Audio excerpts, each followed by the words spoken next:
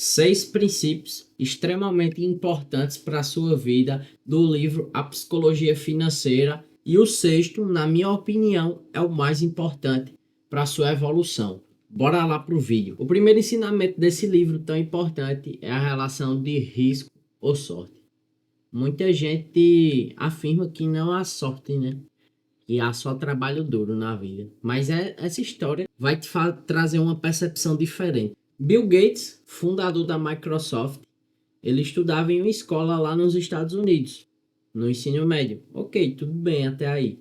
Porém, toda a história da vida dele se dá do passado. Naquele tempo, aquela escola que ele estudava era a única escola que continha um computador, né? E o computador não era a atividade principal da escola, mas era um extra, né? Para quem quisesse usar, por exemplo, depois do expediente. Então, Bill Gates com seus amigos, eles iam usar aquelas máquinas, né? E aprenderam a usar e a se desenvolver naquilo. Ou seja, o que estivemos aqui, e isso no livro fica muito claro, em 1968, né?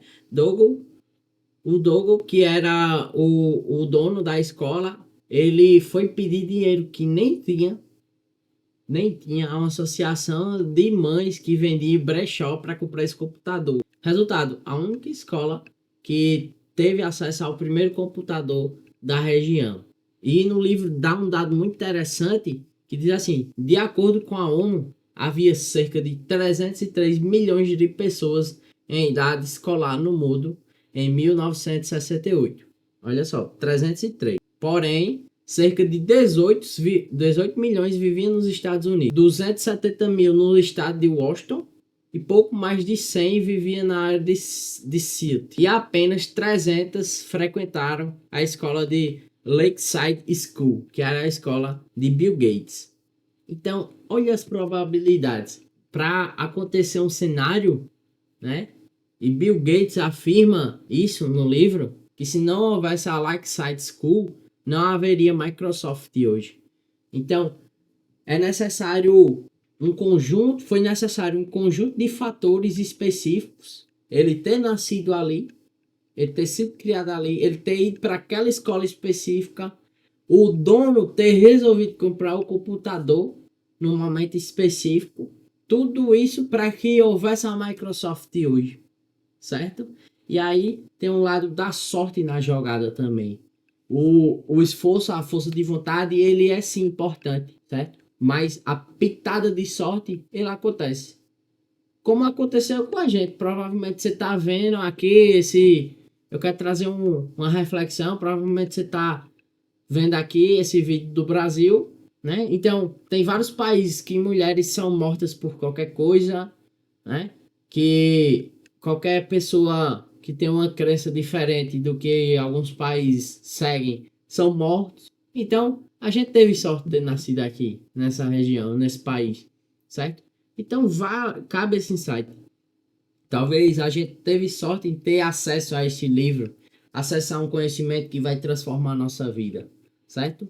Porém, nem tudo é sorte, tem um lado do risco, né? Nesse time da Microsoft, lá na infância, tinha um terceiro integrante, o Kent. Kent Evans, ele era um cara muito visionário, certo? Ele era muito visionário, assim como Bill Gates e Allen. Porém, o que aconteceu? E eles, tão novos, já planejavam o que ia fazer daqui a 5, 6 anos, falavam que seriam CEOs, embaixadores, né? Porém, o que aconteceu com Kent Evans? Ele foi para o montanhismo no ensino médio e infelizmente morreu. Chegou ao final da sua vida. Matheus, caramba, tô entendendo. Mas o que acontece? Qual é o clímax, né? A chance de uma morte de montanhismo naquele tempo era de 1 em 1 milhão. 1 em 1 milhão. Ou seja, era mínimo, mas era como ganhar na Mega Sena, por exemplo. Mas aconteceu, certo? Então esse ensinamento é muito importante porque não tem nada previsível no mundo da gente. A gente vê isso nos investimentos, nada é previsível. Você pode fazer todas as analogias ali, todos os cálculos, e dar errado no final. Acontecer alguma coisa com aquela empresa, com aquele ativo que você escolheu. Ninguém sabe, e as guerras se estruturam de repente, né? Como a gente tá vendo agora Israel e Irã, como a gente viu essa briga geopolítica de taxação de Estados Unidos e China. O segundo ensinamento é que nada é suficiente. A gente tem que definir o que é suficiente para a gente, né? Metas são aceitáveis, é interessante, principalmente no começo, que a gente quer chegar num patamar, e eu sei que a gente quer chegar o mais rápido possível nisso. Porém, se você é como, por exemplo, tem uma meta de 1 milhão, como a gente tá aqui no canal, tá na saga de 1 milhão, né? Vou estar deixando aqui o link na descrição, revelando minhas estratégias para chegar nesse objetivo. Contudo, parece não ter um limite definido para os nossos objetivos. E a gente fica num ciclo vicioso de ansiedade para ir atrás do objetivo. Agora chega no objetivo, agora é esse. O que eu estou dizendo, o que o livro mostra é que essa ganância em excesso para chegar em um lugar que você não precisa disso tudo, em vez de viver em paz. Por exemplo, ele traz uma história muito interessante. Esse livro é sensacional, sensacional. Foi um dos melhores livros que já li. E eu vou estar deixando aqui na descrição o link desse livro, se você quiser ter acesso. Ele traz uma história muito interessante. Rajat Gupta, que ele era um membro do conselho do Goldman Sachs. Panorama geral. Esse cara era milionário. Milionário. Mas para ele não bastava ser milionário. Ele tinha que ser bilionário. E o pessoal da Goldman Sachs, certo? E o pessoal da Gold, eles eram bilionários. Então ele queria fazer parte daquele grupo. Milhões não era suficiente para ele, né? Então, caramba, será que 1 milhão hoje para a gente melhoraria a nossa vida que tá os redores da gente? Eu tenho certeza que sim, né? Se a gente soubesse o que fazer com esse dinheiro. Mas aí, o que é que acontece? Esse banco da Gold, né, desse grupo, tava começando a quebrar. Warren Buffett, que é um grande investidor, e a gente ainda vai falar dele aqui nesse vídeo, em outros princípios, ele literalmente chega lá na reunião e diz que vai investir 5 bilhões no banco. E para você que não sabe sobre investimentos, quando você tem uma grande notícia no mercado positiva, o mercado ele age por sentimentos e aí dispara as ações. Por quê? Todo mundo comprando, né? E quem vende, ou seja, tem muita gente comprando. Tem 1.000 pessoas comprando, 200 vendendo. Caramba, então vão pagar mais caro por esse ativo, né? Só que aí o que aconteceu? Esse mesmo cara, o Rajat, ele teve um acesso à informação confidencial, né? 16 segundos após a reunião, ele ligou para um gestor de fundo bilionário avisando dessa notícia e o gestor comprou 175 mil ações das Goldman Sachs antes da informação ter sido divulgada no mercado. Ou seja, isso é um crime, né? Vou estar deixando um artigo aí. É o artigo do Insider Trade, né? Você tem uma informação privilegiada e você utiliza disso. Por quê? Você não pode fazer isso.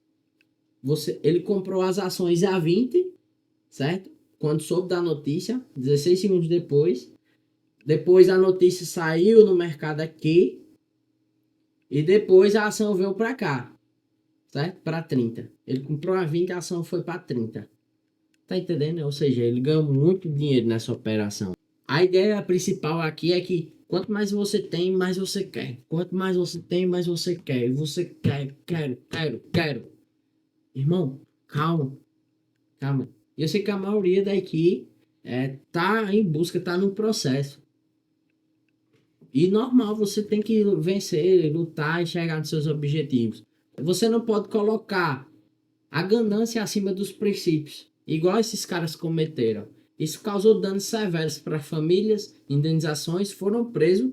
Vou colocar aí na tela para vocês observarem. O problema aqui não é crescer, é reajustar a meta muito absurda quando você chega no patamar. E aí é mais risco, mais ansiedade e enfim.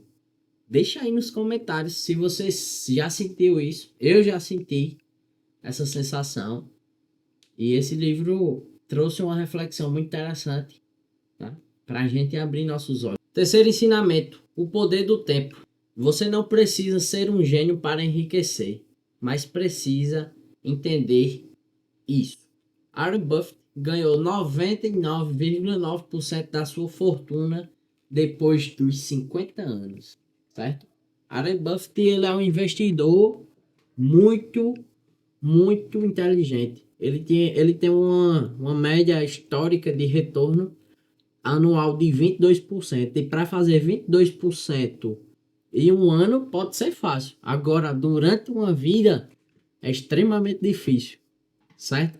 Contudo, a sua habilidade é saber investir, mas o fator principal aqui é o tempo. Para vocês terem noção, ele traz no livro um caso bem interessante de John Simmons, né?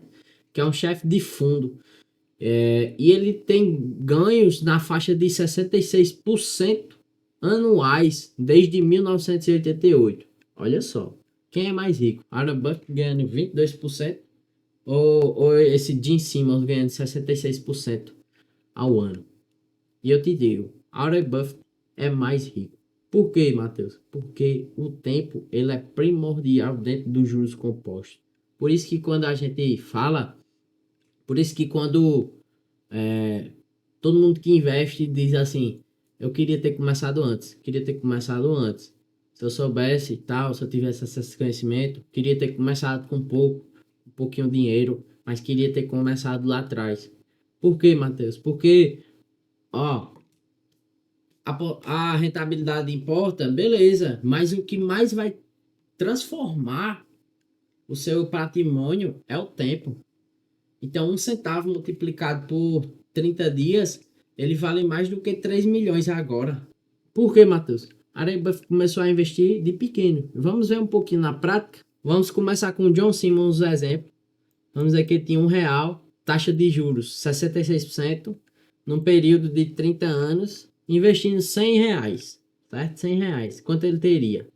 Ele teria aqui 500 mil, teria 9 bilhões 310 milhões 563 mil 473 e 5. Beleza. Beleza. Agora, Warren Buffett, poder do tempo. Dobramos o tempo. Diminuímos aqui a rentabilidade. Olha isso aqui. Brutal a diferença. A diferença é quase 20 bilhões. 21 bilhões. Ou seja, o tempo ele é primordial. O tempo é primordial. Para você que não investe ou já investe, né, você tem que saber disso. Isso é princípios. Eu tenho para mim que os princípios valem mais do que o conhecimento. Claro que o conhecimento técnico importa. Ele é importantíssimo. Qual ação escolher? Qual cripto? Qual ETF exterior? Qual fundo imobiliário? Qual ativo para fazer marcação a mercado com renda fixa?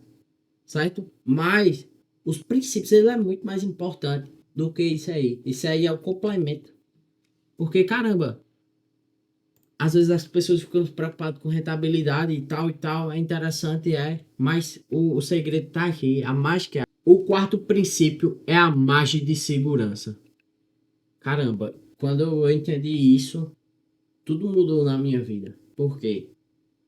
Realmente tudo, esse princípio é pra tudo, pra tudo. O cara ganha 2 mil, você aí ganha 2 mil reais e faz o orçamento da casa com os mesmos 2 mil. Carro, gasolina, festa, saídas, Netflix, academia, contas, feira, carne, tudinho, 2 mil. Ganha 2 mil, fez o orçamento 2 mil. Chega final do mês, os mesmos 2 mil reais, agora você teve uma doença, sua esposa ficou adoentada.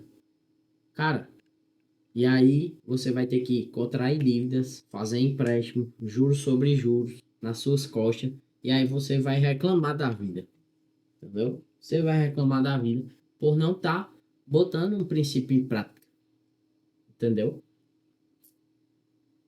E aí as pessoas vão reclamar da vida porque não estão colocando um princípio em prática. Um princípio simples. Aí esse mesmo cara. Então você agora aprendeu esse princípio. Ganha 2.000, agora vai trabalhar com 1.600. Vai fazer orçamento com 1.600. Aí veio a doença. Você tem uma margem de segurança. A margem de segurança ela é uma gordurinha, uma sobra. Ela não elimina o risco. Porque esse mesmo remédio pode ser R$ 600. E aí você ainda vai ter que desembolsar 200. Né? Ou você aumenta a margem de segurança, né? Seu orçamento ali ele vai diminuir um pouco. Ou você cria outra estratégia. Mas qual é o ensinamento aqui? O ensinamento é que nada é previsível. Nada é previsível no mundo. Como eu tinha dito lá em cima nos primeiros princípios. No primeiro princípio. De repente estoura uma guerra. De repente alguém da família morre. Não vai... Deus o livre aconteça com você. Mas tipo, aconteceu comigo. E aí de repente, do nada... De repente mesmo, caramba, realmente, você vai quebra o carro, quebra a moto, precisa disso, daquilo, é uma emergência, certo? Então, prepare-se para os imprevistos da vida. Dia 26/7, e eu tenho que te fazer esse convite. Eu tenho que fazer esse convite porque eu tô me dedicando ao máximo naquilo que eu acredito. Dia 26/7, método FDS. Você vai aprender a investir do zero ao avançado com várias estratégias. Vou te pegar na mão. Você vai ter acesso ao meu WhatsApp.